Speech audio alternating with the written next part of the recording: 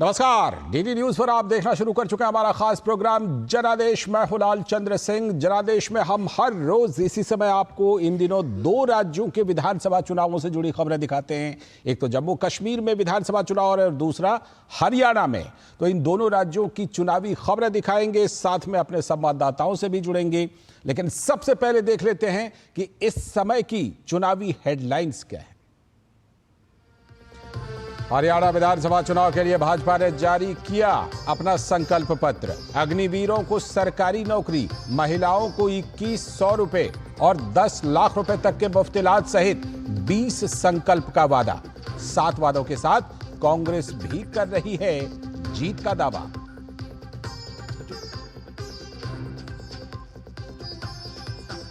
हरियाणा विधानसभा चुनाव से पहले कांग्रेस की अंदरूनी कलह एक बार फिर से आ गई सामने। विधानसभा चुनाव की घोषणा के बाद से एक्टिव कुमारी शैलजा ने अब चुनाव से बना ली दूरी। शैलजा न तो कांग्रेस के घोषणा पत्र जारी करते समय दिखाई दी और न ही वो अब कर रही हैं चुनाव प्रचार। जम्मू कश्मीर में दूसरे चरण के लिए तेज हुआ प्रचार। प्रधानमंत्री नरेंद्र मोदी ने श्रीनगर और कटरा में जनसभा को किया संबोधित।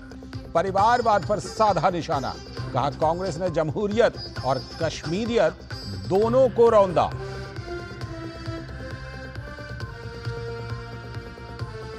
और 61% वोटिंग के साथ जम्मू कश्मीर में दिखा जनता का जोश।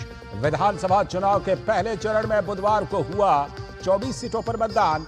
तो पीएम मोदी ने कहा जम्मू कश्मीर विधानसभा चुनाव के पहले चरण में बम्पर वोटिंग ने पत्थरबाजी और दहशतगर्दी की हमदर्द पार्टियों को कर दिया खारिज।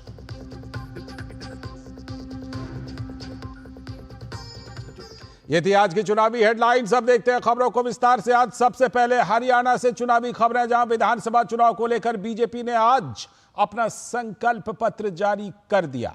इस संकल्प पत्र में अग्निवीरों को सरकारी नौकरी, महिलाओं को 2100 रुपए और 10 लाख रुपए तक के मुफ्त इलाज जैसे बीजेपी ने कुल मिलाकर 20 बड़े वादे किए हैं।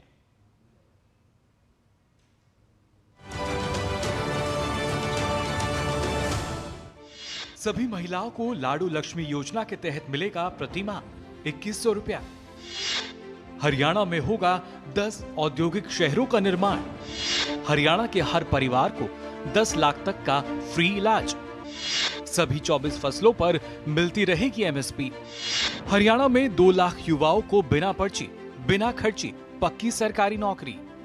प्रदेश में 5 लाख युवाओं के लिए अन्य रोजगार के अवसर। हरियाणा के शहरी और ग्रामीण क्षेत्रों में 5 लाख आवास। हर घर गृहिणी योजना के तहत 500 रुपए में सिलेंडर। हरियाणा के ग्रामीण क्षेत्र में कॉलेज जाने वाली प्रत्येक छात्रा को स्कूटर। छोटी पिछड़े समाज की जातियों के लिए हरियाणा में अलग अलग कल्याण बोर्ड। मेडिकल और इंजीनियरिंग पढ़ने वाले ओबीसी एवं एससी जातियों के हरियाणा के विद्यार्थियों को पूर्ण छात्रवृत्ति और सभी सामाजिक मासिक पेंशनों में वृद्धि। हरियाणा विधानसभा चुनाव के लिए बीजेपी ने अपना संकल्प पत्र जारी कर दिया है। बीजेपी के राष्ट्रीय अध्यक्ष जेपी नड्डा ने संकल्प पत्र जारी किया। इस अवसर पर हरियाणा के मुख्यमंत्री नायब सैनी, प्रदेश प्रभारी सतीश पूनिया, प्रदेश अध्यक्ष मोहनलाल बडौली, पूर्व मुख्यमंत्री मनोहर लाल खट्टर और संकल्प पत्र कमेटी के अध्यक्ष ओम प्रकाश धनखड़ प्रमुख तौर पर मौजूद रहे। संकल्प पत्र में कहा गया है कि बीजेपी हरियाणा में अगर तीसरी बार सत्ता में आती है तो वो हर महीने महिलाओं को लाडू लक्ष्मी योजना के तहत 2100 रुपया देगी। इसी के साथ सरकार 24 फसलों को घोषित न्यूनतम समर्थन मूल्य पर खरीदेगी। बीजेपी ने अपने संकल्प पत्र में 20 वादे किए हैं। अभी महिलाओं को लाडू लक्ष्मी योजना के तहत वित्तीय सहायता प्रदान करने के लिए प्रति माह 2100 रुपए का 2100 रुपए का सहायता प्रदान की जाएगी। 10 अत्याधुनिक यानी मोस्ट मॉडर्न इंडस्ट्रियल शहर बनाए जाएंगे। चिरायु आयुष्मान में जो आपको 5 लाख रुपए प्रति वर्ष मिलता है उसको 10 लाख रुपए कर दिया जाएगा। 70 वर्ष से ऊपर के हमारे जो परिवार में लोग होंगे उनको अलग से परिवार के लिए 10 लाख रुपए की व्यवस्था की जाएगी। एमएसपी में 24 फसलों की एमएसपी जारी रहेगी, उसको जारी रखेंगे। 5 लाख युवाओं को अन्य रोजगार के साधन मुहैया कराएंगे और उसके लिए नेशनल अप्रेंटिसशिप प्रमोशन स्कीम के तहत मासिक रूप से मंथली उनको स्टाइपेंड उपलब्ध कराएंगे और उनको हम 5 लाख युवाओं को हम रोजगार के अवसर पैदा करेंगे। गौरतलब है कि कांग्रेस ने अपने घोषणा पत्र में हरियाणा के लोगों से 7 गारंटी का वादा किया था। इस पर तंज कसते हुए जेपी नड्डा ने कहा कि संकल्प पत्र की गंभीरता यह होती है कि जो कहा था वो किया और जो नहीं कहा था वो भी किया। How do you assess the seriousness of the संकल्प पत्र? ये सीरियस डॉक्यूमेंट कैसे बनता है? ये सीरियस डॉक्यूमेंट इस बात से बनता है कि जो कहा था वो किया है, जो नहीं कहा था वो भी करके दिया है और जो कहेंगे वो पूरा करके देंगे, ये इस बात की गारंटी है। वहीं बीजेपी के संकल्प पत्र पर कांग्रेस का कहना है कि पहले बीजेपी 2014 में किए गए वादों को पूरा करे। 2014 का ही घोषणा पत्र लिए लोग लिए घूम रहे हैं। ना 15 लाख आए, ना किसान की आमदनी दुगनी हुई, ना जवान को 1 रैंक 1 पेंशन मिला, अग्निवीर और मिल गई। बता दें कि हरियाणा की 90 विधानसभा सीटों पर एक ही चरण में 5 अक्टूबर को मतदान है और 8 अक्टूबर को नतीजे घोषित किए जाएंगे। हरियाणा चुनावों को लेकर भारतीय जनता पार्टी ने अपना संकल्प पत्र जारी कर दिया है। संकल्प पत्र को जारी करते हुए पार्टी के अध्यक्ष जेपी नड्डा ने कहा कि संकल्प पत्र हरियाणा के विकास के लिए मील का पत्थर साबित होगा। संकल्प पत्र में हरियाणा के हर वर्ग का ध्यान रखा गया है, चाहे महिला हो, युवा हो, किसान हो, उनकी हर समस्याओं का समाधान भारतीय जनता पार्टी आने वाले 3 साल में करेगी और ये संकल्प पत्र इस बात की गारंटी है कि भारतीय जनता पार्टी जो कहती है वो करती है। कैमरामैन जगमोहन के साथ नीरज सिंह, डीडी न्यूज़, रोहतक।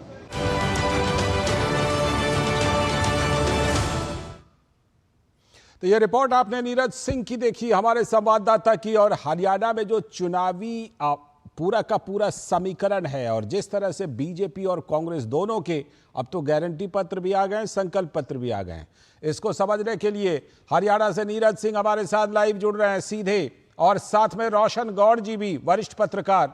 बहुत बहुत स्वागत रोशन गौड़ जी इस चर्चा में आपका। नमस्कार। मैं पहले नीरज से एक अपडेट लेता हूं, फिर आपके पास आता हूं। नीरज, आज संकल्प पत्र जारी हो गया, एक तरफ 7 गारंटी है और दूसरी तरफ संकल्प पत्र है। किस तरह से जनता इसमें भेद करेगी और क्या जनता को भेद करने में, जनता को ये फर्क करने में बगल में स्थित हिमाचल भी कुछ मदद करेगा क्या? देखिए, हिमाचल भी मदद करेगा, कर्नाटक भी करेगा, तेलंगाना भी करेगा और यहाँ तक कि जो पंजाब है वो भी करेगा। क्योंकि आप देखें कि हरियाणा है पंजाब से सटा हुआ है। किस तरीके से जो विपक्षी जो दल हैं, विपक्षी पार्टियां हैं, लोक लुभावन जो वायदे करती हैं जनता से और उसके बाद उसकी स्थिति क्या होती है ये जनता देख रही है। देखा है कि किस तरीके से हिमाचल प्रदेश में जो सरकारी कर्मचारी हैं उनको सैलरी समय पर नहीं मिल रही है। आप देखें कर्नाटक में हर साल बड़े पैमाने पर जो किसान हैं वो आत्महत्या कर रहे हैं, जबकि वायदे बड़े बड़े किए गए थे। किसानों के कर्ज को माफ कर दिया जाएगा, किसानों की तमाम जो समस्याएं उनको दूर कर दिया जाएगा। कांग्रेस अगर पार्टी की बात करें तो जिस एमएसपी का जिक्र कांग्रेस पार्टी ने किया है कि वो किसानों को यहाँ पर देंगी, वही एमएसपी ना तो कर्नाटक में किसानों को मिल पा रही है, ना हिमाचल में किसानों को मिल पा रही है। और इसको लेकर जो तमाम लोग हैं, जब हमने इस संकल्प पत्र को लेकर और कांग्रेस के जो गारंटी कार्ड है उसको लेकर जो बात की, तो उनका यही कहना है कि पहले कांग्रेस पार्टी उन अपने राज्यों में तमाम वायदों को पूरा कर ले, उसके बाद अगर वो जनता के बीच में जाती है तो बात समझ में आती है। दूसरी आप देखें कि जिस तरीके से भारतीय जनता पार्टी ने अपने संकल्प पत्र को सामने रखा और जिस 20 वायदों का उन्होंने जिक्र किया अपने संकल्प पत्र में, इससे पहले इस बात का भी जिक्र उन्होंने किया कि 2014 में जो वायदे किए गए वो 100% पूरे किए गए। इसके अलावा 2019 में जो जनता से वायदे किए गए थे संकल्प पत्र के माध्यम से भारतीय जनता पार्टी ने, उन वायदों को भी पूरा किया गया। यानी कि जनता के बीच में जब भारतीय जनता पार्टी जा रही है तो अपना रिपोर्ट कार्ड है वो भी जनता के सामने रख रही है और ये बता रही है कि आने वाले समय में भारतीय जनता पार्टी किन संकल्पों को पूरा करेगी। यही कारण है कि जेपी नड्डा ने एक शब्द बोला कि हम रिन्यू कराने के लिए आपके पास आ रहे हैं, तो हमने जो वायदे किए वो पूरे किए हैं। अब जो हम संकल्प पत्र लेके आए आने वाले समय में वो भी पूरे करेंगे। कांग्रेस पार्टी के घोषणा पत्र सिर्फ घोषणा है, पूरे करने के लिए कोई भी वायदा उन्होंने अपने राज्यों में नहीं किया। ठीक है रोशन गौड़ जी, ये जो खटाखट स्कीम वाली बात थी कांग्रेस की, हमने लोकसभा में देखा था, बड़ी चर्चा इसकी लोकसभा चुनाव के दौरान रही। अब मोटे तौर पर उसी तरह के 7 गारंटी को लेकर के कांग्रेस आ गई है, लेकिन जो सवाल मैंने नीरज से पूछा था वो आज आपसे भी पूछ रहा हूं। कर्नाटक की बात हो, तमाम राज्यों की बात हो, लेकिन हिमाचल तो हरियाणा के बिल्कुल बगल में स्थित है। हिमाचल में क्या हुआ लोगों ने देखा है, सुना है, करीब से जाना है। ये जो खटाखट स्कीम है कांग्रेस की, ये हरियाणा के वोटरों पर असर डाल पाएगी क्या? देखिए, सबसे बड़ा सवाल होता है विश्वसनीयता का। हिमाचल में मैं चुनाव के दौरान गया था, मैंने लोकसभा के चुनाव के दौरान भी गया और मैं हिमाचल भी गया, तो मैंने हिमाचल में देखा कि जो लोग उम्मीद कर रहे थे कि वहां सरकारी कर्मचारियों की जो ओल्ड पेंशन स्कीम की और जब सरकार ने उसको लागू की तो बाद में उसको न वो तनख्वाह दे पाए, न वो डी दे पाए, न वो टीए दे पाए। कांग्रेस ने एक और स्कीम और लागू की थी कि हर महिला को 500 रुपए 1500 रुपए महीना देंगे जी। वो नहीं दे पाए थे। जब बीजेपी ने 2024 के लोकसभा चुनाव में उसको बहुत बड़ा इशू बनाया, तब उन्होंने उसको जारी किया। लेकिन जो तो आपने देखा कि मुख्यमंत्री ने को तनख्वाह लेने से मना कर दिया क्योंकि वहां पैसा नहीं बचा हुआ है। तो दरअसल संकट है कि विश्वसनीयता का, कि जब आप हिमाचल में छोटे से राज्य में, जिस राज्य को मतलब हम लोग नाम लेते हैं कि यहाँ जो परमार साहब ने इस राज्य को बहुत आगे बढ़ाया है, जब उस राज्य को कांग्रेस मेंटेन नहीं कर पाई है तो हिमाचल में कैसे कर पाए? एक चीज और इसमें आकर जुड़ती है रोशन गौड़ जी, एक चीज मैं और जोड़ देता हूं। देखिए, ये जो इस तरह की स्कीम फ्रीबी वाली होती है, जिसको प्रधानमंत्री ने भी कहा है कि ये जो शॉर्टकट पॉलिटिक्स है, इसे शॉर्ट सर्किट लगती है। आप देखें, चाहे इससे हिमाचल में सैलरी ना मिलने की बात हो या फिर मुद्रास्फीति की बात कर लीजिए, राष्ट्रीय स्तर पर देखिए कितनी कम है मुद्रास्फीति, लेकिन कर्नाटक जैसे राज्य में ऐसी गारंटी के चक्कर में कितनी कीमतें बढ़ा दी जाती हैं बाकी सब चीजों की। इन सारी बातों को जनता समझेगी, बिल्कुल समझेगी, क्योंकि अल्टीमेटली जो लोग भुगतते हैं इसको, जैसे हमने देखा कि कर्नाटक में पेट्रोल पर, डीजल पर एडिशनल टैक्स बढ़ा दिया। हिमाचल में ये है कि कुछ उन्होंने टैक्स बढ़ा के अपना खर्चा अपना जो रेवेन्यू है उसको बढ़ा रहे। बस सवाल ये है कि आप एक बोझ को कम करने के लिए दूसरा बोझ आप डाल रहे हैं। तो मैंने जैसे कहा कि विश्वसनीयता का संकट है, तो क्या हरियाणा की जनता विश्वास करेगी कि आप हरियाणा को, आप हिमाचल को बगल में नहीं संभाल पा रहे, आप कर्नाटक को नहीं संभाल पा रहे, आपकी गारंटी पीछे क्योंकि आप नहीं कर पा रहे हो। अगर पैसा नहीं दे पा रहे हो तो कैसे फिर काम चलेगा? फिर कैसे जो आप वायदा कर रहे लोगों से, जो आप लोगों को आप कमिटमेंट कर रहे हो, आपने 7 गारंटी दी है, वो गारंटी कहां लागू होगा? बिल्कुल ये बड़ा सवाल है। मैं लौटता हूं आपके पास, मैं नीरज से एक अपडेट लेता हूं। नीरज, अभी आपकी रिपोर्ट में हमने एक बात देखी कि कुमारी शैलजा, हम जानते हैं कि दलित महिला के तौर पर एक बड़ा चेहरा कांग्रेस की रही है, लेकिन चाहे ये गारंटी पत्र जारी करना रहे, चाहे प्रचार रहे, कुमारी शैलजा ने पूरी तरह से अपनी दूरी बना रखी है। इसका मतलब यह हुआ कि यह समझा जाए कि कांग्रेस में इस समय सिर्फ हुड्डा जका चल रहा है और किसी के लिए कोई जगह नहीं है। यह कितना बड़ा फैक्टर बन सकता है नीरज? ये बहुत बड़ा फैक्टर बनेगा। आज भी हमने बहुत सारे लोगों से बात करी लालचंद, और उन लोगों का ये कहना है कि जानबूझकर जो कुमारी शैलजा है उनको टारगेट किया गया। आप देखें कि चुनाव की शुरुआत में जब कुमारी शैलजा से एक प्रश्न पूछा गया था कि क्या वो मुख्यमंत्री पद की दावेदार हैं, तो उन्होंने कहा कि मैं बिल्कुल मुख्यमंत्री पद की दावेदार हूँ, इतने लंबे समय से पार्टी के लिए काम कर रही हूँ। उसके बाद जिस तरीके से अभद्र भाषा हुड्डा ग्रुप के द्वारा कुमारी शैलजा को लेकर की गई, हालांकि बाद में जब इनको पता लगा कि जो डैमेज है वो ज़्यादा हो सकता है, तो हुड्डा ने अपनी बहन तक बताया। लेकिन ऐसी समुदाय के लोगों से जब हमने बात की तो उनका कहना है कि जानबूझकर कुमारी शैलजा का अपमान किया गया। इससे पहले अशोक तंवर जो पार्टी छोड़ के चले गए, भारतीय जनता पार्टी में चले गए, उनके साथ भी हुड्डा ग्रुप ने इसी तरह की स्थिति की। पार्टी और आलाकमान चाहता था कि हरियाणा के अंदर आम आदमी पार्टी के साथ गठबंधन किया जाए और एकजुटता के साथ चुनाव लड़ा जाए। उसमें कुमारी सैलजा और सुरजेवाला दोनों की सहमति थी, आला कमान की सहमति थी, लेकिन हुड्डा ग्रुप अड़ गया इस बात के लिए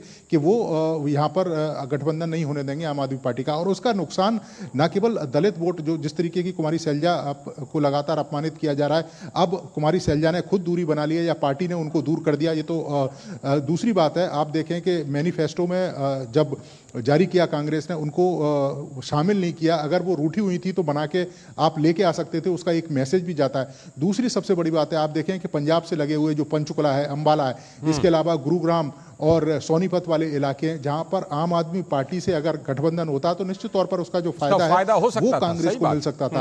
आम आदमी पार्टी अगर 2-2, 4-4, 5-5 हजार वोट भी काट लेगी तो पिछली बार 20 के करीब सीटें ऐसी थी जिनमें हार जीत का अंतर 4,000 से 10,000 के बीच में था।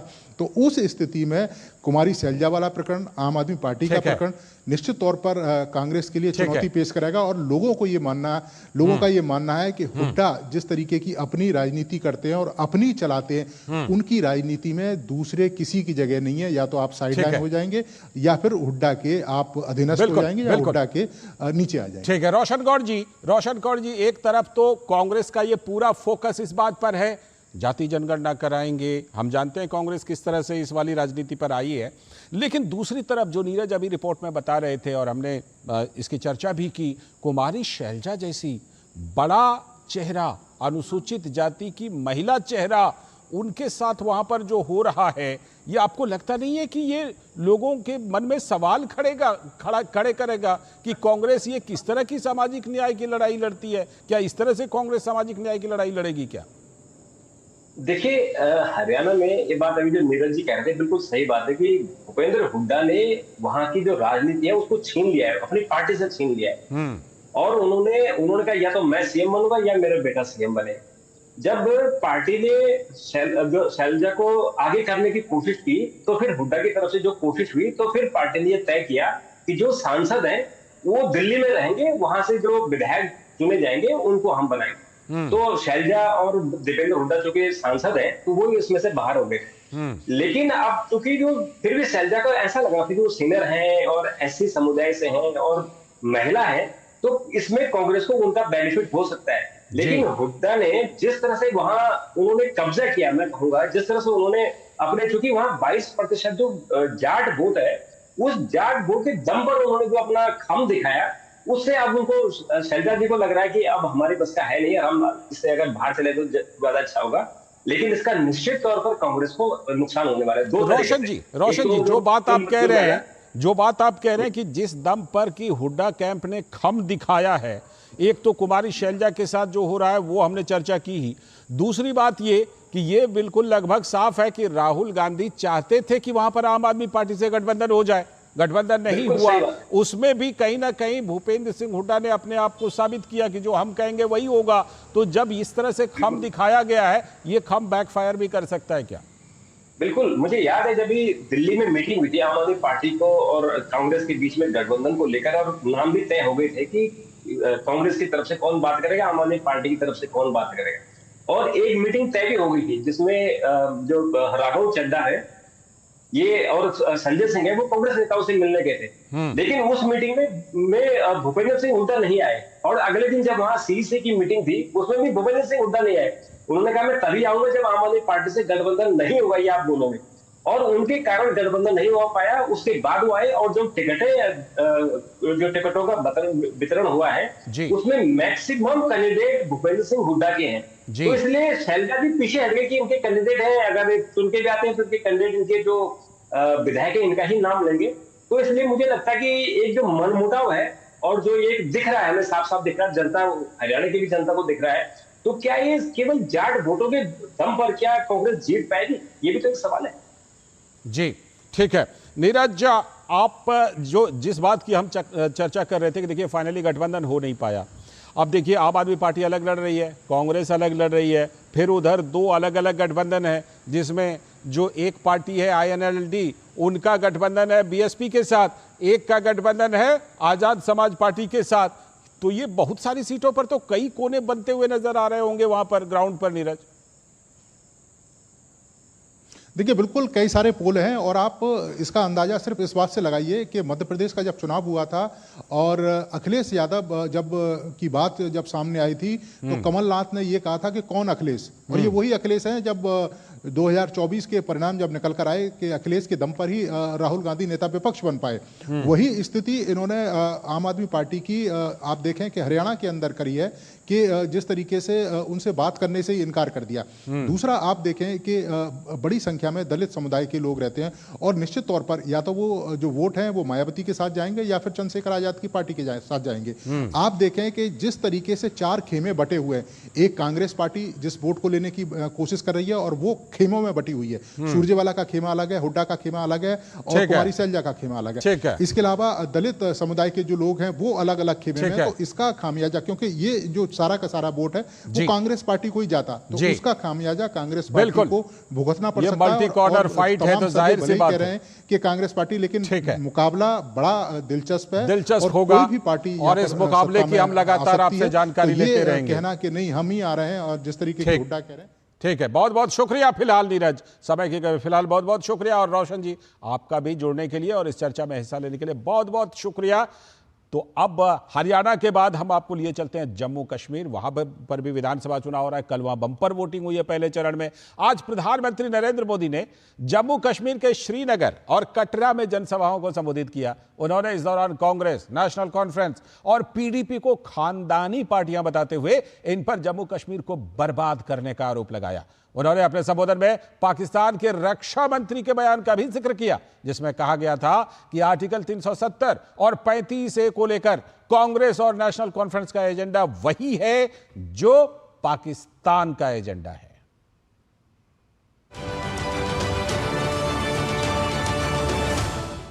भारत माता की, भारत। प्रधानमंत्री नरेंद्र मोदी ने जम्मू कश्मीर में गुरुवार को 2 जनसभाओं को संबोधित किया। कटरा में भारी जनसमूह को संबोधित करते हुए पीएम मोदी ने कांग्रेस के शाही परिवार को देश का सबसे भ्रष्ट परिवार बताया। उन्होंने कहा कि ये परिवार भारत में भ्रष्टाचार की कुरीति का जन्मदाता है, उसका पोषक है। इस दौरान पीएम ने पाकिस्तान के रक्षा मंत्री के बयान का भी जिक्र किया और कहा कि आर्टिकल 370 और 35A को लेकर कांग्रेस और एनसी का एजेंडा वही है जो पाकिस्तान का एजेंडा है। पाकिस्तान में कांग्रेस नेशनल कॉन्फ्रेंस के अलायंस की बल्ले बल्ले हो रही है। पाकिस्तान में इनके मैनिफेस्टो, इनके घोषणा पत्र से पाकिस्तान बहुत खुश नजर आ रहा है। पाकिस्तान के डिफेंस मिनिस्टर ने कांग्रेस नेशनल कॉन्फ्रेंस का खुलकर समर्थन किया है। पाकिस्तान से उनका कहना है कि आर्टिकल 370 और 35A को लेकर कांग्रेस और एनसी का एजेंडा वही है जो पाकिस्तान का एजेंडा है। ये वहां के मंत्री बोल रहे हैं। यानी कांग्रेस नेशनल कॉन्फ्रेंस की पोल खुद पाकिस्तान ने खोल दी है। इससे पहले प्रधानमंत्री नरेंद्र मोदी ने श्रीनगर में जम्मू कश्मीर को राज्य का दर्जा दिए जाने के वायदे को एक बार फिर दोहराया। प्रधानमंत्री ने कहा कि जम्मू कश्मीर के लोगों ने बड़ी संख्या में मतदान में हिस्सा लेकर एक नया इतिहास रचा है। जम्मू कश्मीर में इस वक्त जमहूरियत का त्योहार चल रहा है। पहली बार दहशतगर्दी के साए के बिना ये वोटिंग हुई। हम सभी के लिए ये बहुत खुशी की बात है, गर्व की बात है कि इतनी बड़ी तादाद में लोग वोटिंग के लिए अपने घरों से बाहर निकले। युवा हो, महिलाएं हो,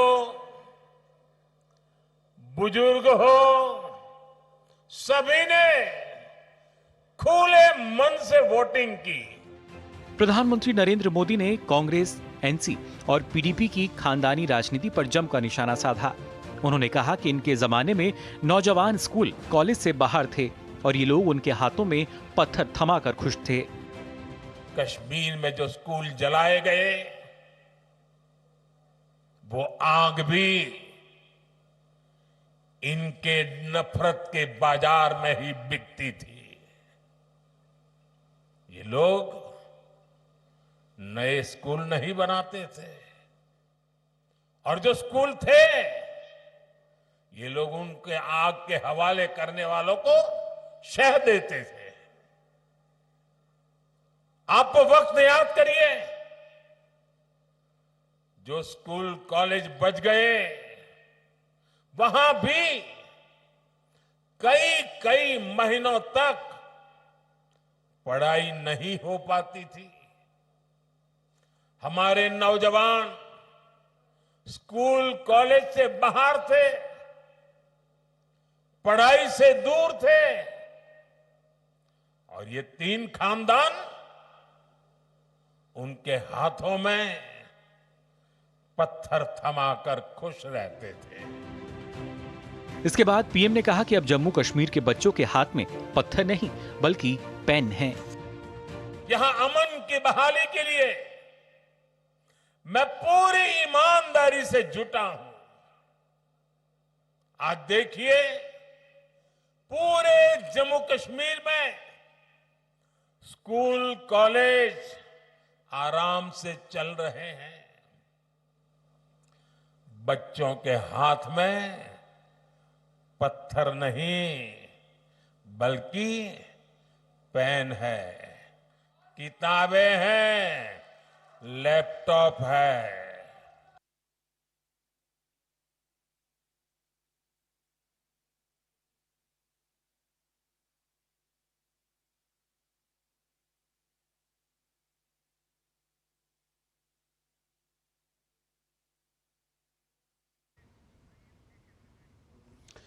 तो आप ये खास रिपोर्ट देख रहे थे जम्मू कश्मीर से, जहां पर पहले ही कांग्रेस लपेटे में थी क्योंकि नेशनल कॉन्फ्रेंस से उसने गठबंधन किया है, तो 370 और 35 को लेकर सवाल पूछे जा रहे थे और अब तो पाकिस्तान के मंत्री ने भी उसमें अपने आप को जोड़ लिया है। तो जाहिर सी बात है आने वाले दिनों में जम्मू कश्मीर के चुनाव प्रचार में ये सवाल और ज्यादा चर्चा में रहेगा। तो फिलहाल इसी के साथ आज के जनादेश में इतना ही। पूरी टीम को दीजिए अनुमति, लेकिन डीडी न्यूज पर खबरों और कार्यक्रमों का सिलसिला लगातार जारी है। नमस्कार।